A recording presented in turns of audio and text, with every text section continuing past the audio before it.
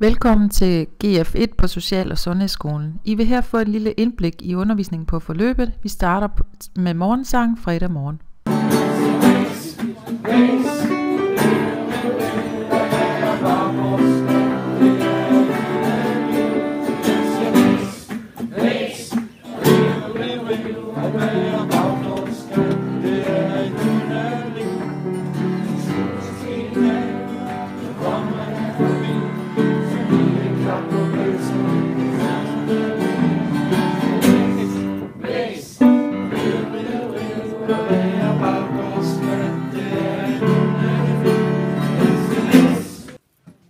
Og så skal vi lege Boogie Boogie.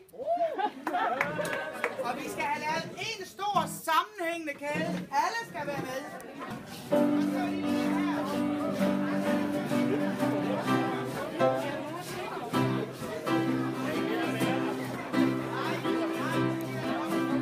Vi skal lige efter dagen til.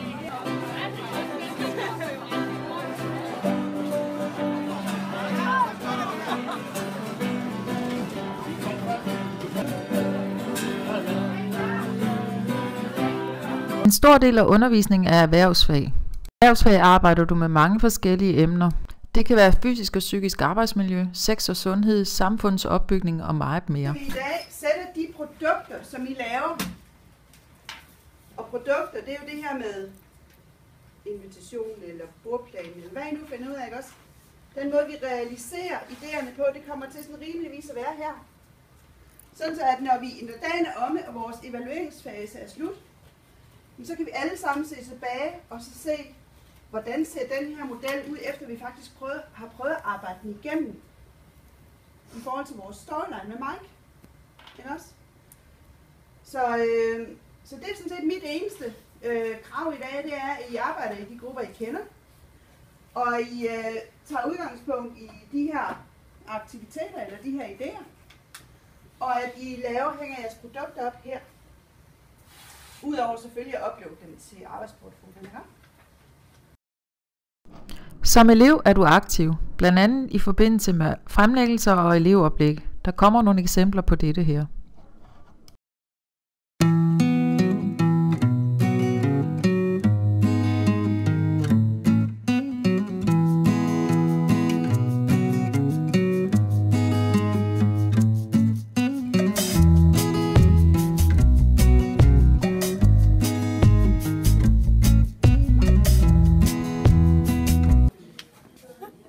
Det er vores innovative produkt, som vi har kaldt Food Catcher. Og det er både til børn og til ældre og til handicappede. Så når de spiser, så har de altid deres madskål, og sådan så de ikke taber maden ned af sig selv, men rammer ned i skålen igen, og så er det nemmere at håndtere. Vi har opfundet sådan en rengøringssprøjteflaske ting, hvor vi har opdelt den hernede i 4 rum, så man kan sådan vælge, hvad for et rengøringsmiddel man vil have, så man er fri for at gå frem og tilbage og hente nye flasker hele tiden. Her der har vi et Excel-ark om Natashas økonomi. Heroppe der har vi månederne stående med januar og februar og så videre. Hernede der har vi udgifter, som vi ved, at man har et forbrugslånsafdrag på 300 kroner om måneden og et fitnessabonnement på 99 kroner om måneden. Og så har vi sagt, at i varme, der bruger cirka 700 kroner om måneden. Vand 200 kroner om måneden. Og lejeafgift på grund af lejehuset, det er 2.500 kroner om måneden. Magnus, må jeg spørge om noget? Ja.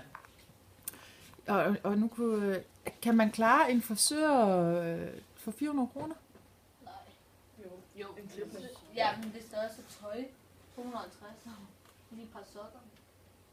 Det kommer an på, hvor han nu køber det. Vi tænker på Bilka. Genbrug. Ja. Det er også dyrt, genbrug. De grundfag, du skal have på grundforløb 1, er dansk og engelsk. Vil I fortælle, hvad det er, I er i gang med at lave? Ja, vi har læst en novelle, der hedder Vi kan jo snakke om det. Og så er vi i gang med at analysere den ud fra en analysemodel og beretningsmodel. Når I nu har dansk her på erhvervsskolen, er der sådan nogle specielle ting, I laver, eller er det forskelligt fra gang til gang? Eller? Det kommer an på, hvilket emne vi har, men det er jo sådan lidt blandet. Ja. Ja.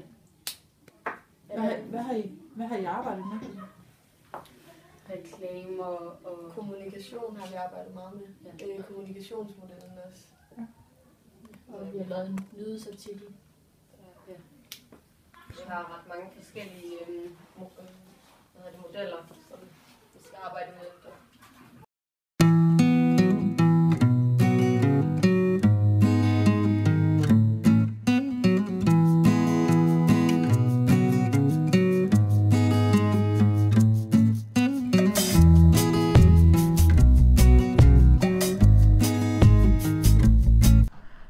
På GF1 har du valgfag. Du kan vælge mellem bonusfag, støttefag, engelsk og idræt. Her kommer nogle klip for de forskellige fag. Kunne I ikke forklare, hvad det er, I er i gang med at lave? Vi er i gang med at lave en planche, fordi vi har haft om innovation i den uge her. Så nu skulle vi lave en planche om noget fællesspisning. Det har vi valgt, hvor vi skulle være innovative på en eller anden måde til at hjælpe en fiktiv person, som hedder Mike, til at få det bedre i hans kollegafællesskab, det sted han arbejder. Okay. Og hvad er det for et fag, I har lige nu? Vi har støttefag, og det her det bruger vi i erhvervsfag, men vi var lidt bagud, så vi vælger at bruge vores støtteteam her på at gøre det færdigt og gøre det ekstra flot.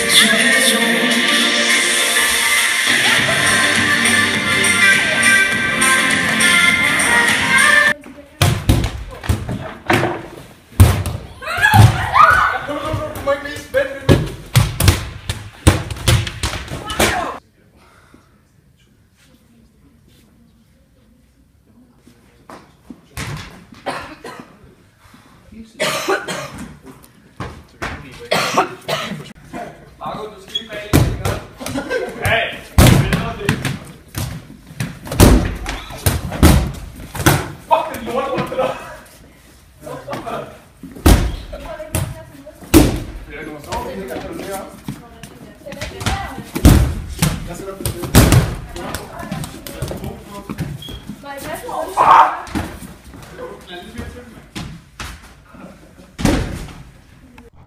Du har også virksomhedsforlagt undervisning. Her er du i 5 dage i praktik i enten en børnehave eller på et plejecenter. Det var et lille indblik i den undervisning, der foregår på grundforløb 1 her på Social- og Sundhedsskolen. Vi håber at se dig som kommende elev.